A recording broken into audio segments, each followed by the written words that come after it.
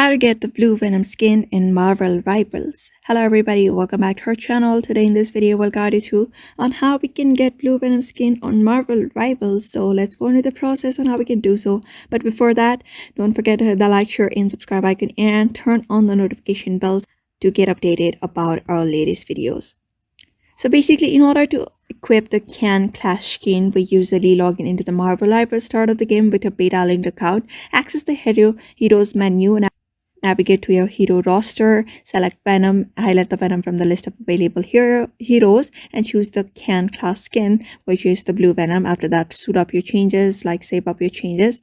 But unfortunately, the Blue Venom skin, officially called the Can Clash skin, which is one of the most coveted cosmetics in Marvel Rivals, symbolizing early player status. It was exclusively available to who participated in the game's closed betas and reached level 30 in the Galactic Quest Pass.